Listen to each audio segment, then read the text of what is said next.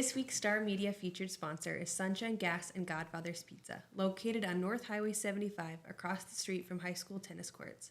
Sunshine Gas and Godfather's Pizza is Laverne's only locally owned and operated convenience store, offering 24/7 gas pumps, and in addition to that, Big Ed will pump your gas for you Wednesdays and Fridays from 8 to noon.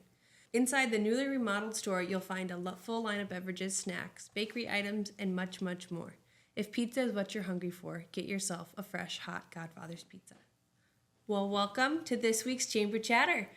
This week I have Cade, the Redbirds manager, and Luke, the brewmaster from Take 16. So welcome. Thank you for joining me. Thanks for having us. Thanks for having us. Well, this week is big. It is Hot Dog Night and the first ever Nutcracker Fest. I'll touch base on Hot Dog Night, and then we'll get over to you guys to kind of talk about what's going on with Nutcracker Fest. So on July 10th, this Thursday, we'll be serving over 15,000 free hot dogs and beverages. From 2 to 4 p.m., the Hinckley House will be open for tours. 3 p.m., a tip-off of girls grades 5 through 8, 3-on-3 tourney. 4 to 7 p.m., the Laverne Farmers Market will be going on down at Redbird Field. And from 5 to 8 p.m., there'll be free inflatables for kids at Mackenzie and Main by the Plaza on Main. And that's hosted by the Rock County Historical Society and sponsored by local businesses. From 5:30 to 7:30, Mr. Twister's Balloons will be there on Main Street between Cedar and Mackenzie. So this is those little balloon animals if you want one. He's around. At 6 p.m., Taekwondo will do demonstrations, and at 7 p.m., the 17th annual Wiener Dog Beauty Pageant, followed by the 21st annual Wiener Dog Race, and that's courtesy of the Rock County Vet Clinic. Hot Dog Night itself will start at 5:30 p.m. on Main Street, so make sure you get down there quick, because I know last year we were out of hot dogs within an hour or two. They go fast. Well, now we'll get into Nutcracker Fest. So this is the first year we've done this, and on Wednesday we're doing something exciting, and Luke's here to talk about it. We're going to do a beer release on Take 16's new signature beer called the Wooden Warrior. So how did this come about, Luke? It came about, I had some people approach me about making a Nutcracker beer, and so it's been a few years in the making, actually. And we finally did some planning and did some design. I developed a beer, and then it was put on hold for a little bit, and then a few months later, we decided to actually go forward with it. Timing worked out with this event, so now we made it, and it's ready to drink. Well, what can people accept? What kind of notes are there?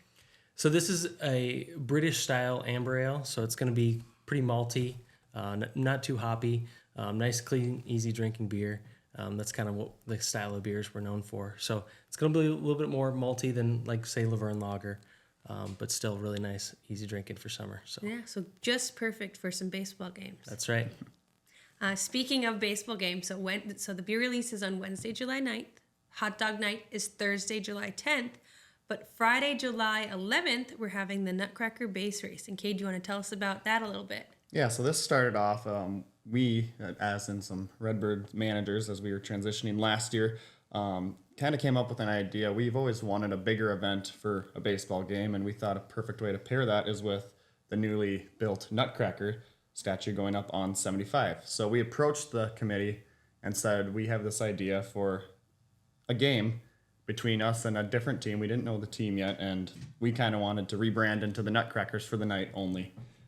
So after we got that all going, we met a few times, and was born the Nutcracker Base Race. So that Friday we'll be playing the Brandon Belugas in a 9-inning game starting at 5:30 p.m. at Redbird Field. Concessions and food trucks will be available at 4. Game starts at 5:30 again, and there'll be the concert right after. Yeah, and I hear you have new jerseys as well. Yep, so like I said, we'll be branding into the Nutcracker, so that'll be a nice navy blue patriotic Nutcracker to match the one that is going up on 75 with some new hats and a new logo that you would see when you show up there. Well, nice. So the food trucks will start at 4 p.m. We'll be down there, so come on down. We have the Blue Stem Bistro and Come and Go. Should be a really nice time. Hopefully the weather keeps up and it's not raining, or it's perfect weather. And there'll be a beer garden to follow. And then at 8 p.m. following the game, we'll have Sounds at the Mound, which is we're going to have 10 Miles from Nowhere. It's a top 40s country cover band.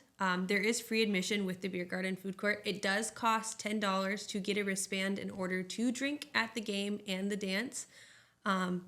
So you need to get down there and make sure you have your ID with you, and that is cash only.